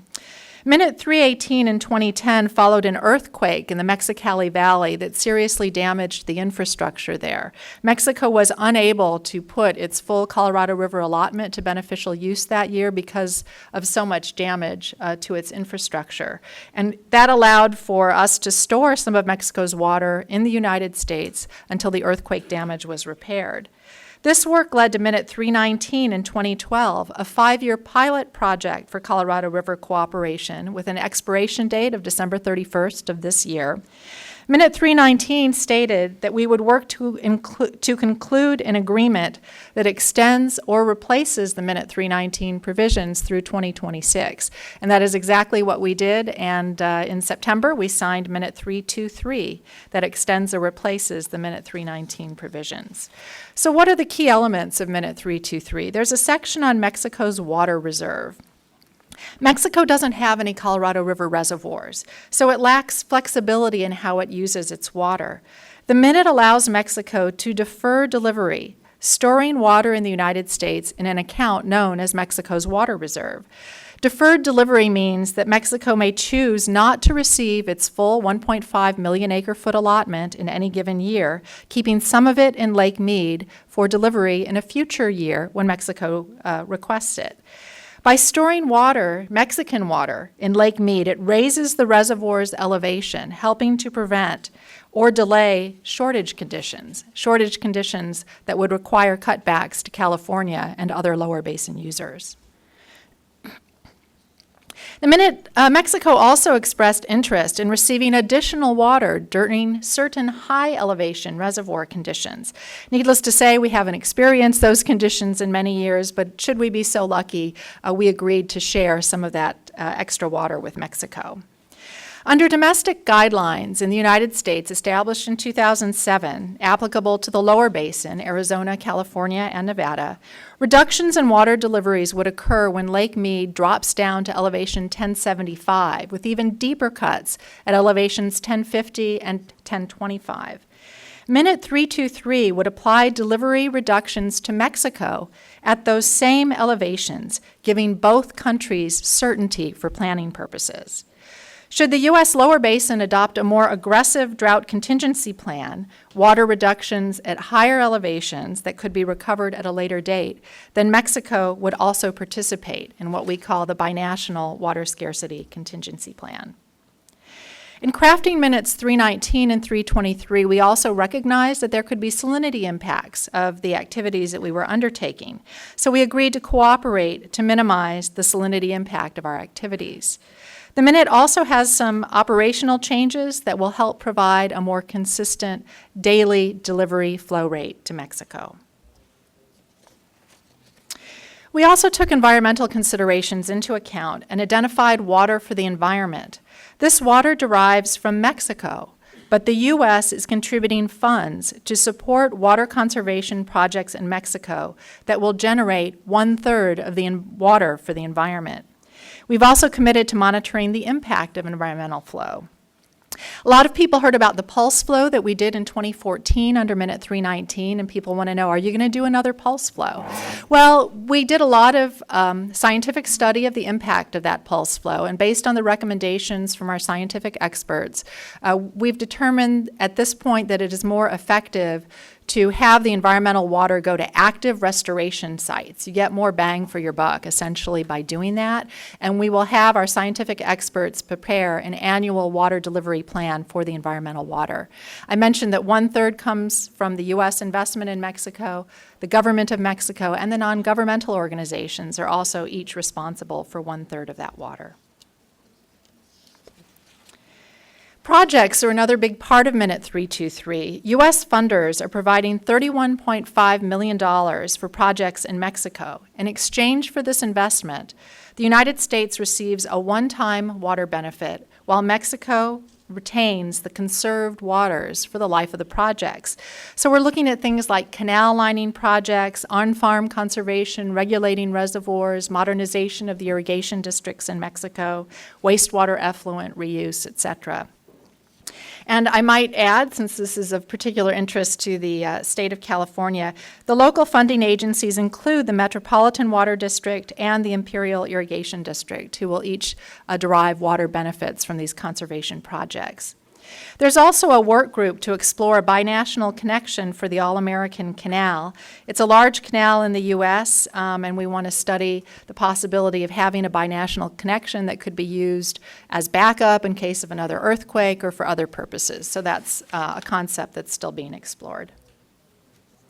So what are the benefits to the United States and Mexico, really, of minutes 319 and 323? They provide certainty for water planning purposes, especially during shortage conditions. As I mentioned, the 1944 Water Treaty doesn't define extraordinary drought, which creates uncertainty. By agreeing up front through the minute, we can avoid conflict that might otherwise occur when those shortage conditions present themselves due to drought. They provide water benefits to the United States in exchange for investment in conservation projects in Mexico, and again, Mexico derives the long-term benefits of the conserved waters. They provide environmental benefits to both countries, since environmental water flows through the international boundary reach of the Colorado River water, where there are linkages between habitat restoration sites in both the United States and Mexico. And overall, the restoration work in Mexico complements the ongoing work in the United States to improve the Colorado River ecosystem. Mexico's water stored in Lake Mead under minutes 318 and 319 has boosted the reservoir's elevation by 2 to 3 feet, forestalling shortages in the lower basin that would be applicable to the United States and Mexico. And this opportunity to store Mexico's water in the United States continues in minute 323. And cooperation with Mexico helps both countries work toward the long-term sustainability of the Colorado River Basin. So that's the quick summary of the minute. The full text of the minute is available on our webpage if anybody would like to look into the details. Thank you.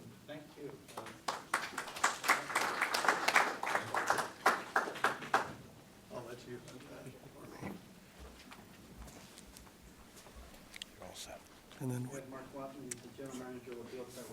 where do you advance that? There's your pointer. Oh, right there. No, the next one up. Sorry. I did that before, didn't I? There you go. Thank you. Yeah. Good afternoon, everyone. Thank you, Senator Hueso, for setting up this forum. Always a pleasure to talk about water. I'm here to talk a little bit about the Rosarito Beach desal and the interest that OTI may have, and talk a little bit about water supply both in the San Diego area and with Mexico. So OTI Water District, it's a 5-member board, an independent or a special district that serves water to all of this area and then sewer to part of the area. You can see we go from the Mexican border all the way up into East County. So it's a very large district, probably the largest one in San Diego County behind the city of San Diego. So as part of an example, people have an idea that, maybe they do, that water agencies just have this idea of let's go get some desal or let's go get some recycled water.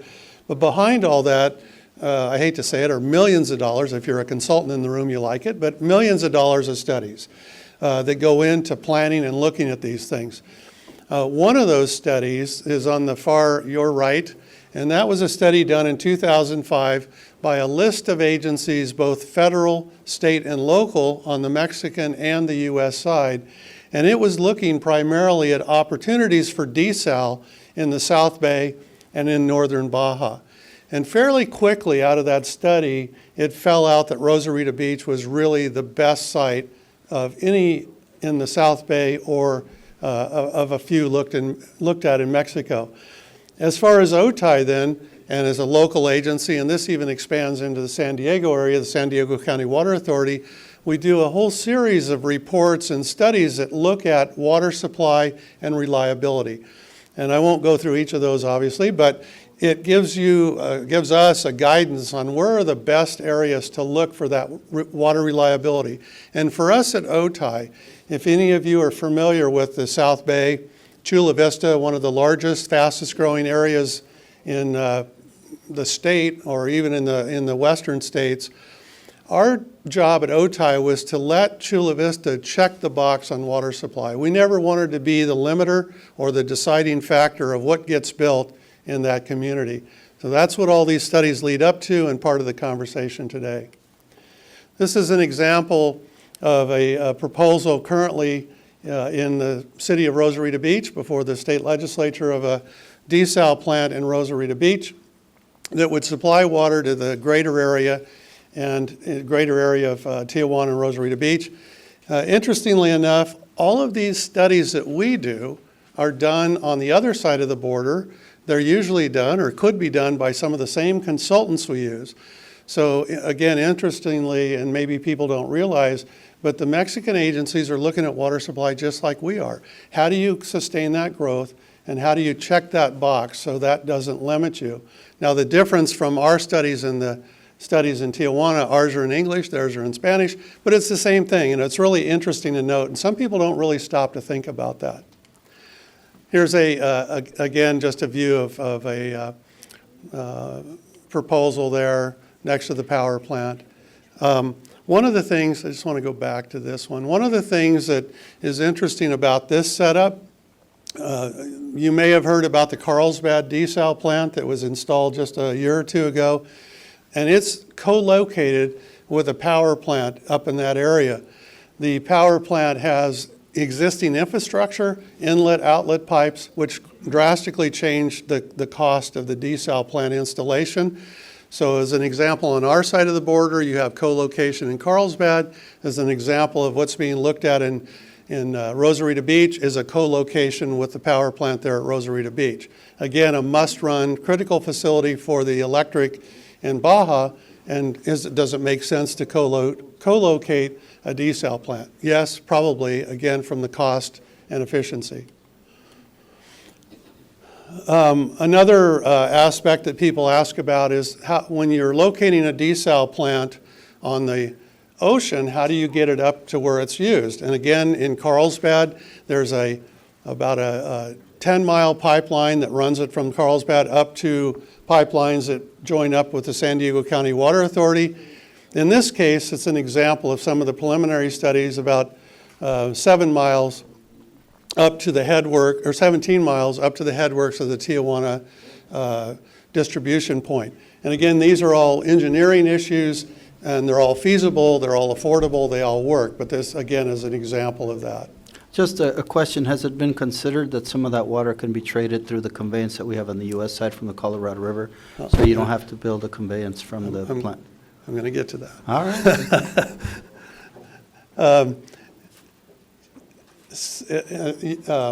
Well, I'll answer that now. Sorry.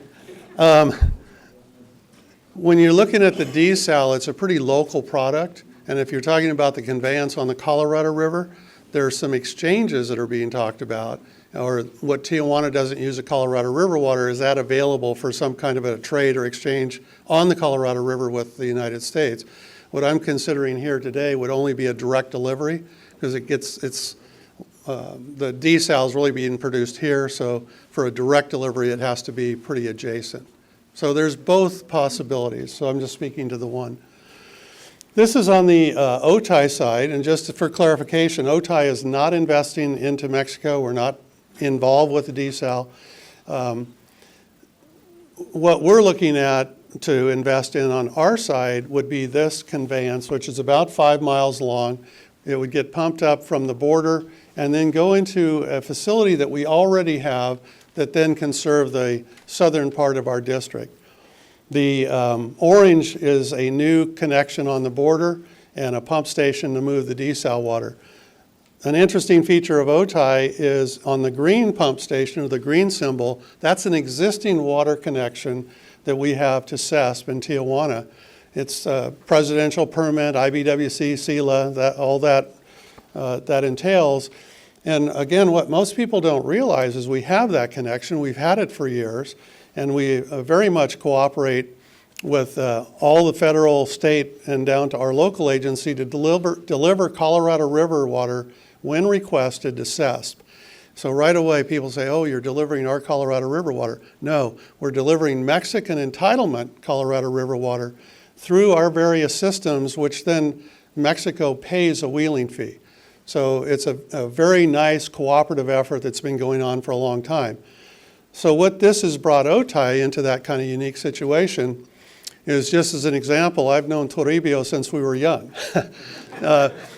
So we interact with CESP on that level for many years, and we have a very close and warm relationship. And in fact, with CESP, we share plans, review plans. We do a lot of things together that aren't really related to just the hard service here. So it's a very nice and, again, cooperative relationship we've had for years. So this is an example of our takeaway.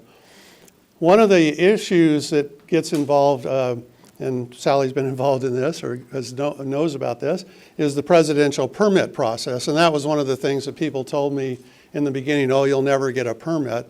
Well, it's just a matter of grinding through and getting the environmental work, getting all the applications in, and learning some things along the way. So on a presidential permit, for instance, I think every agency in the federal government gets a comment on this thing, and then you get to react to it or change your plan or address some other issues. So just that alone, it's a lengthy process. We did receive that permit this year, and we were a little concerned, but the Trump administration did sign that permit. It goes to the Secretary of State level, so we do have that permit in hand. That's one of the critical permits. The other critical permit would be the Department of Drinking Water for the state of California. And again, we've been doing a lot of water testing, a lot of research. We're not there yet, but I think we'll see some success there. I'll jump around a little bit. And this slide I show to most of my presentations because, again, people don't really have a lot of knowledge of what goes on in Mexico. And what I hear is, oh, well, you want to do desal or get desal water because there's shortcuts in Mexico.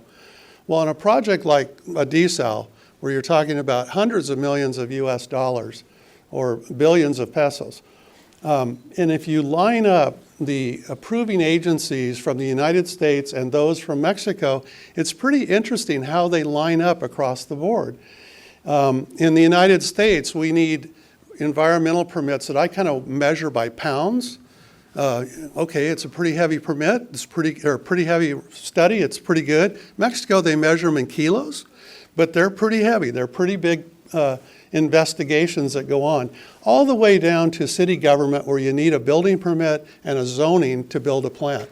So it's not a shortcut, it's not easy, it's a lot of documents, and it's very analogous to what we do here in the United States. And Mexico publishes all this stuff online, it's all public. So just an overview for what we're looking for with this project. What's being talked about is a 100 million gallon a day plant, 50 million gallon in phases. It's adjacent to that existing power plant, as I mentioned. It uses that existing infrastructure. And what we're anticipating and assuming is all the water needs for Tijuana, Rosarito Beach will be satisfied before there's any discussion of export. And then any production water that's excess in that second phase may go to OTI Water. And what we've done is position ourselves with the permits and things along the way to be in place to take that water if it's available. And again, the way I would hope that it gets looked at, right now, how many people have Samsung TVs? And they're made in Mexico. They're made in Tijuana and exported. Autos, Toyota trucks, medical supplies, jet parts, all of those things are made in Tijuana and exported. So what we would like to suggest is just add another export from Mexico, from the Tijuana area, and that would be desal water. So the desal water is a manufactured process. You're not taking a river or water out of people's wells. You just increase that manufacturing to allow some export. So that's really what we're looking at, or how we consider this project. So thank you for the time today to talk about this, and appreciate it. Thank you. We're coming to our... We're coming close to the end of the program. We're going to move on to The Honorable Senator Ernesto Rufo, representing the Baja California, Mexico, to make some comments. But I want to remind that the format of our hearing won't entertain public comment, but we are asking people to submit questions, and if somebody from the panel or from our dais here can answer the questions, we most certainly will try. And if you want to ask a question of anybody from the panel, please submit your questions now. Good afternoon. Thank you very much on the invitation from Mr. Ben Hueso. I've been on these discussions for about 30 years since I was the governor of Baja. And believe me, this is the first time that I see from the California Senate the construction of this opportunity on how we can enhance cooperation. As Mr. Watton depicted the picture over there, it's a lot of different institutions from government, local, state, and federal. It's complex. But in this endeavor today, what I see is that there are common problems, and that's why I depict this picture, because, well, we have a big challenge on water supply on account of growth of population. We've been growing at about 3.8% per year in population. And that under the limitation of God's water. There is no more water. And so, fortunately, desal technology, maybe by osmosis or maybe by distillation, whatever, it depends on economics, but we need to supply our west side of the peninsula, of the Tijuana area, which comprises Tecate, Rosarito, and Ensenada, is also, besides the supply limitation, the earthquake problem.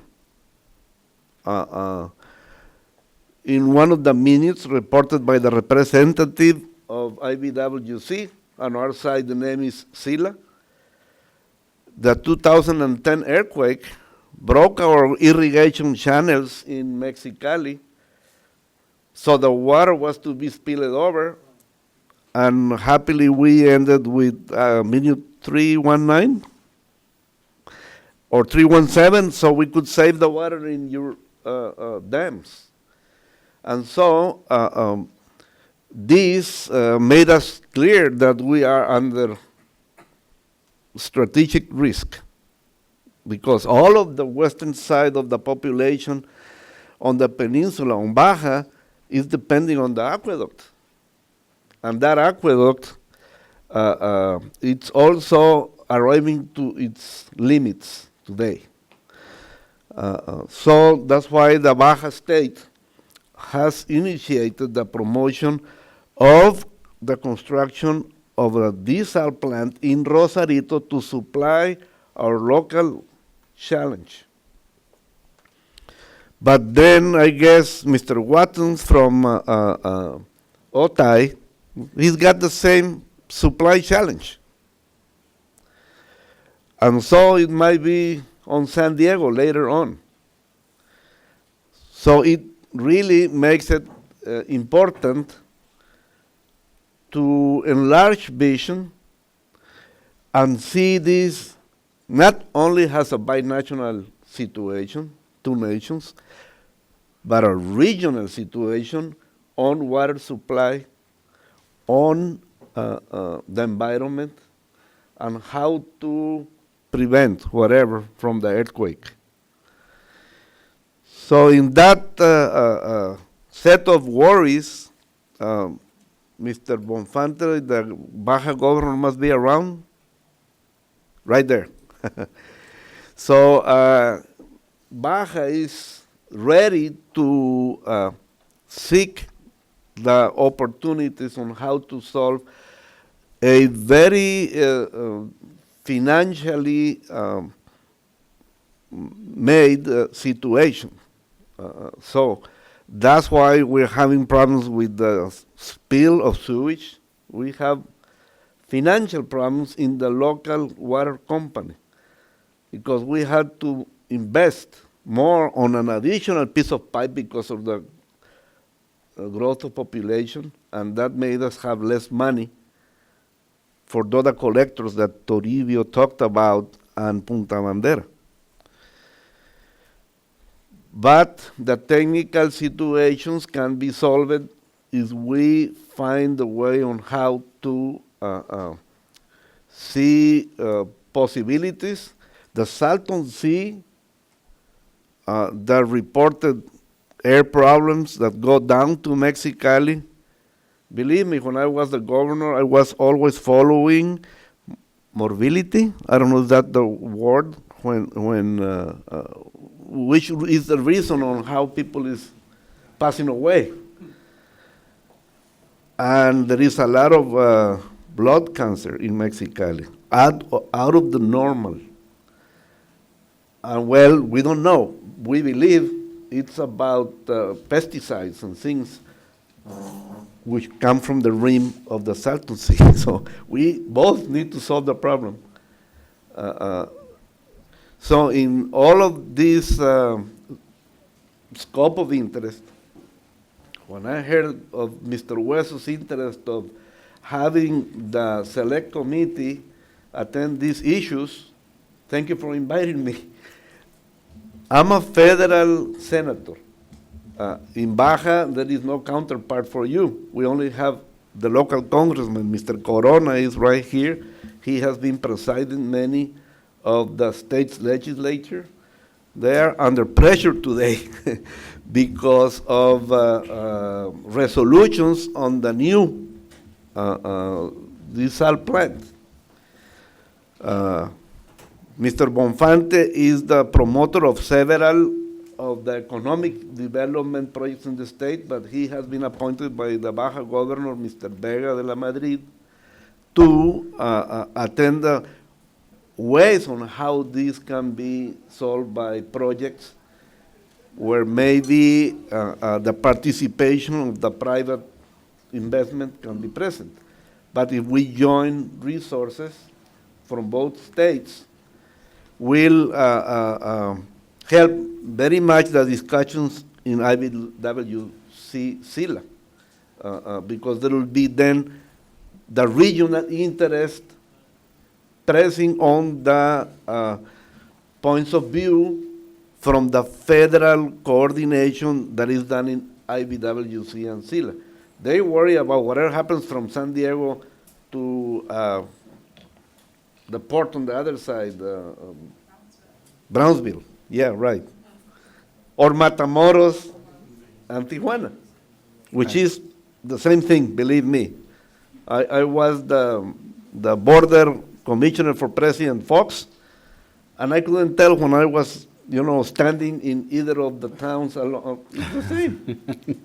So this is very important, but we need the regional input. So this select committee can do a lot for that. And so we have common scientific and academic institutions.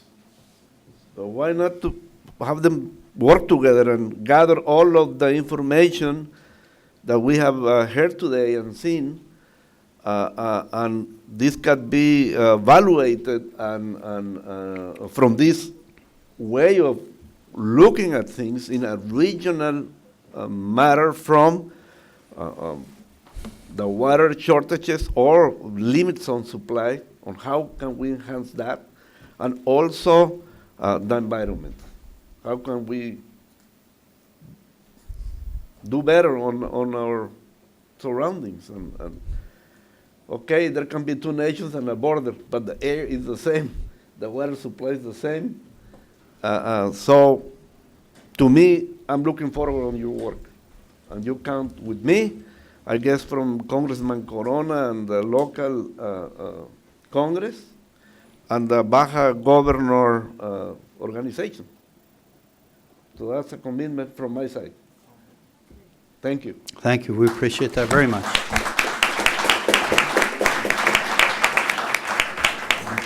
One question was left unanswered in my mind, and I'd like to ask Secretary Spooner if maybe I could ask.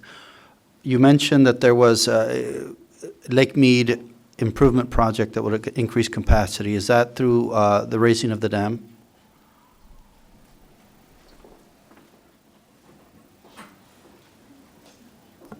So for Lake Mead, in terms of the benefit of minute 323 and how that will help to forestall shortage, it's not that we're increasing the structural capacity of Lake Mead to store water.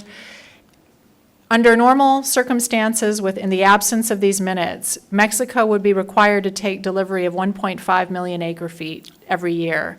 And so So there's enough space to hold it there is space to hold some of Mexico's Okay. water in Lake Mead. Without any that improvements? exists. Right, without any improvements. Okay. And so by having the reservoir level, the water level be higher, that helps to forestall shortages.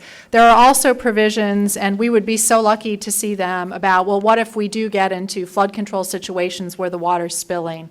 And there are provisions in the minute that provide for equitable treatment of Mexico's water that would be stored in there should those conditions occur, but that does not seem likely. Should those conditions occur, is there a possibility of transferring water into the Salton Sea under that minute?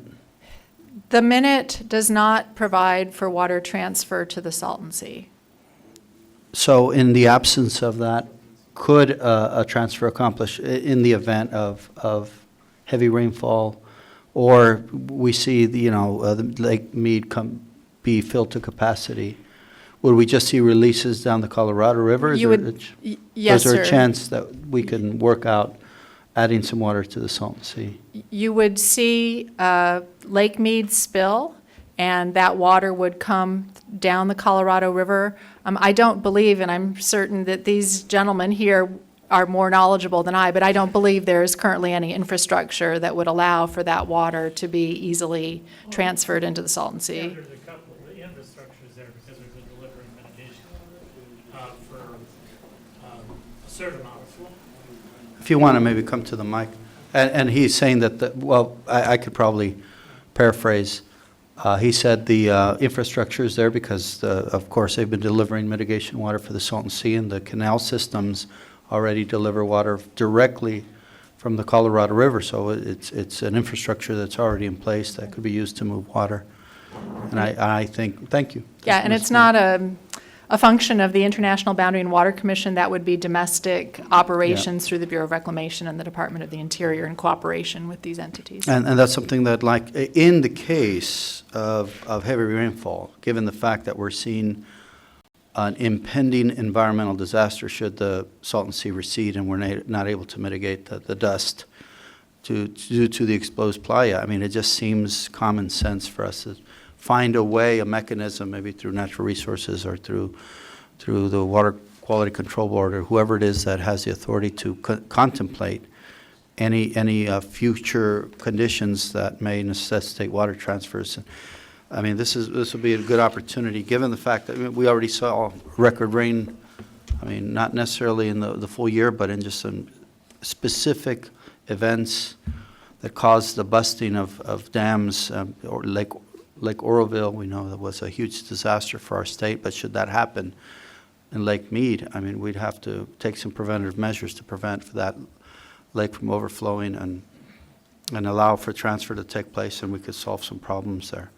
But we're gonna submit questions, and It isn't a question, it's just a comment on what Honorable Ernesto Lugo said about people dying.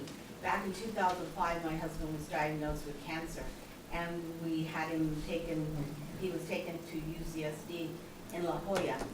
And I'm glad to see and hear that now we're finally talking about it, because back then, the doctors in 2005 said, you know, it's something in the water over there that you guys, there's pesticides and stuff, and somebody really needs to start talking about it. Well, here it's 2017, and we're finally talking about it, it's finally out in the open. Yeah. So I'm glad to hear that. And I'm sorry to hear that about your husband, Yeah. but it is an epidemic out there in the valley. We do have higher than usual cancer rates, and we have asthma rates that kind of are probably the highest in the country, and mostly among children. We find that the children and the elderly are most susceptible to asthma and cancer related to, because, you know, this is not just regular dust. This is dust, especially exposed playa. This is dust that comes with chemicals that have been deposited into the water, both, not only just in Mexico, this is happening in the U.S. too. Farmers are discharging water directly into the sea that contains nitrates and chemicals and pesticides and every manner of soil enhancers that they use to grow products. And of course, that is going directly into the Salton Sea, exempt from the Water Quality Act that allows that to be treated. That's something that we have to look at into the future. If we're going to arrest the solid materials going into the Salton Sea, we have to also configure some kind of treatment to the water before it gets in and as it exits. I mean, there may be some opportunity to, in the future, 50 years from now, if we do our jobs, Salton Sea could be a healthy water body that may one day serve as a reservoir for water storage for our own beneficial use. So we're going to go to questions now, and I want to thank everybody for their participation. If anybody, did you, Ben, can I Senator just, Ellen, go ahead. Can you give us some clarification as to why it's exempt from the Clean Water Act?